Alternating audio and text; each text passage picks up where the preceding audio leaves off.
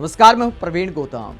दोस्तों, खेसारी लाल यादव को रवि किशन और सम्राट चौधरी का धन्यवाद करना चाहिए। इनके उल जलूल बयानों ने खेसारी लाल को बिहार की राजनीतिक मार्केट में चर्चा का विषय बना दिया है। राजनीति में कहा जाता है कि विवाद बिकते हैं और जिन नेताओं पर ज्यादा बयानबाजी होती है वो जल्दी पक्के नेता बन जाते हैं। खेसारी लाल जिस अंदाज में रवि किशन, पीएम मोदी और सम्राट चौधरी को लपेटे में ले रहे हैं, इस बात को दिखाता है कि राजनीति के पूरे गुण खेसारी लाल में नजर आते हैं और पब्लिक उनकी भाषण कला की दीवानी हो गई है। रवि किशन और पीएम मोदी को जिस अंदाज में रगड़ दिया है खेसारी लाल यादव ने, वो इस बात को दिखाता है कि भोजपुरी कलाकार तो राजनीति में बहुत आए, लेकिन खेसारी लाल उनसे बेहतर वक्ता नजर आते हैं। बीजेपी के जितने भी नेता हैं, मनोज तिवारी हो, रवि किशन हो, दिनेश लाल निरहुआ हो, सबसे आगे नजर आते हैं मीडिया से बातचीत करने में या भाषणबाजी में खेसारी लाल।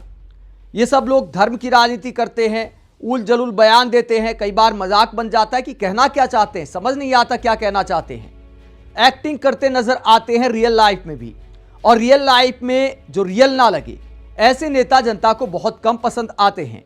वो अलग बात है कि पीएम मोदी के नाम पर इनकी नैया पार हो जाती है। बिहार में आकर भी रवि किशन धर्म की राजनीति करने लगे। खेसारी लाल यादव को लेकर कहा कि देखिए, उस पार्टी में चले गए हैं जो धर्म के खिलाफ है।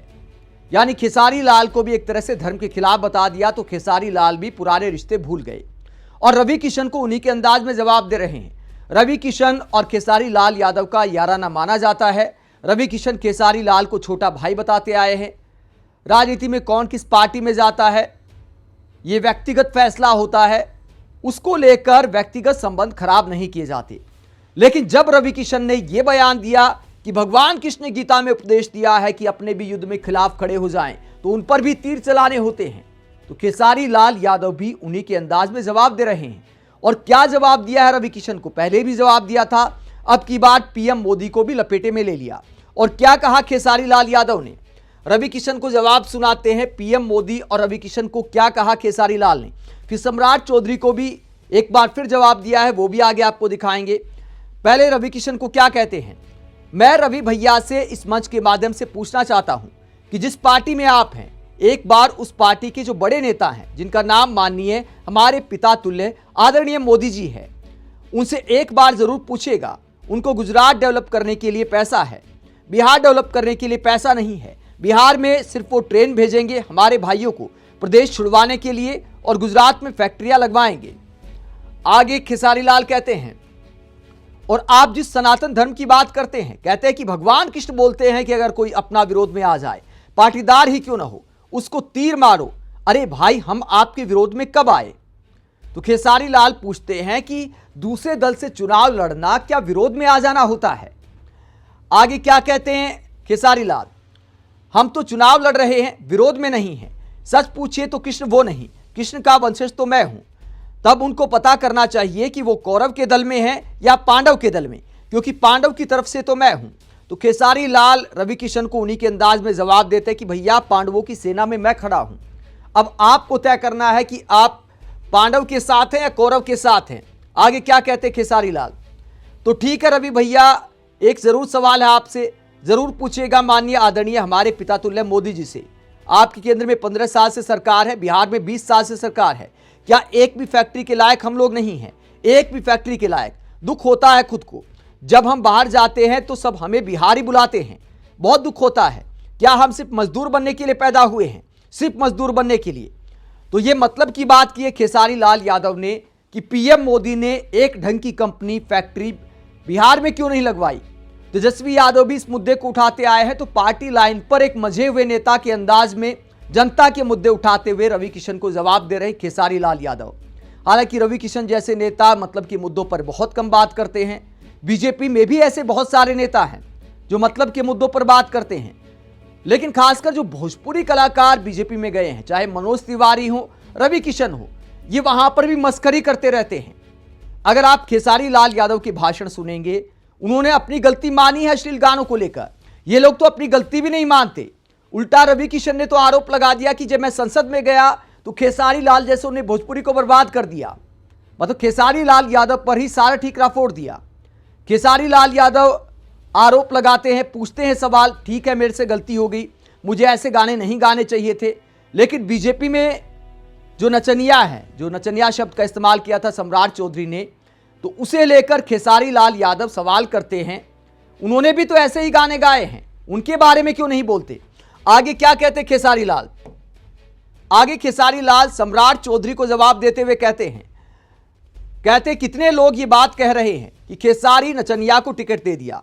सम्राट भैया मैं क्या जवाब दूं, उनके ग्रुप में तो 3-4 नचनिया पहले से हैं और अभी तत्काल में फिर से एक गए हैं, तो ये तो उनको सोचना चाहिए कि शुरुआत में नचनियों को अपनी पार्टी में लेने का काम उन्हीं की पार्टी ने किया है।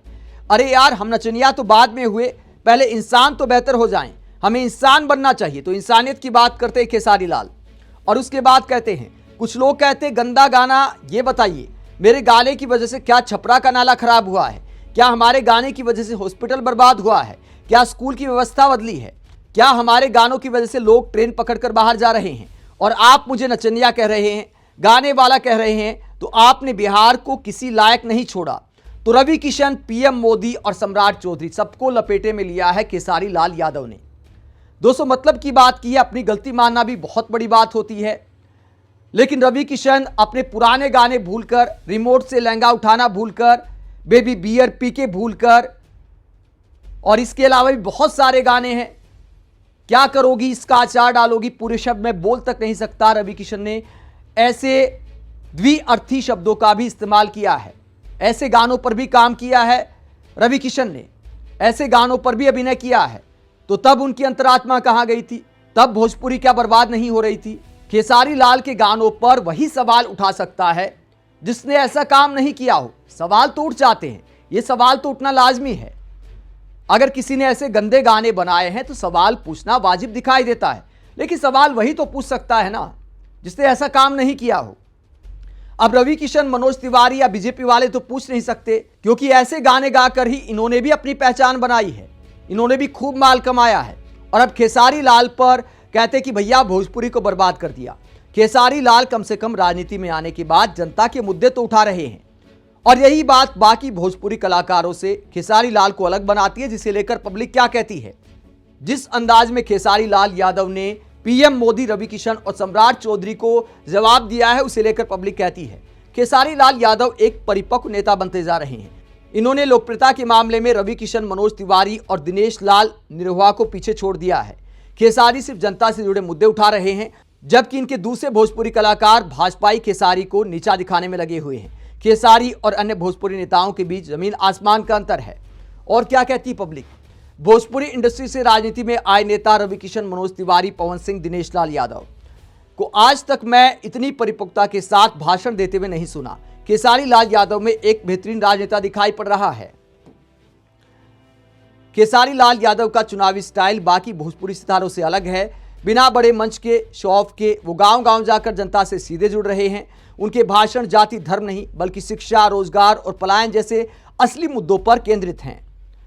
तो ये पब्लिक अंतर बताती है बीजेपी के भोजपुरी कलाकारों में और खेसारी लाल यादव में।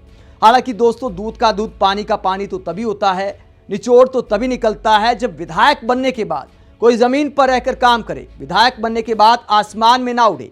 फिलहाल तो खेसारी लाल यादव कहते कि मैं तो अपनी गाड़ी पर विधायक लिखूंगा भी नहीं, मुझे जनता का काम करना है, जनता के बीच ही रहना है, विधायक वाली धोस नहीं दिखानी। लेकिन चुनाव से पहले तमाम नेता ऐसी बातें करते हैं, पता तभी चलता है जब चुनाव के बाद, जीत के बाद सत्ता का अहंकार, कुर्सी का अहंकार सर पर चढ़ता है या नहीं।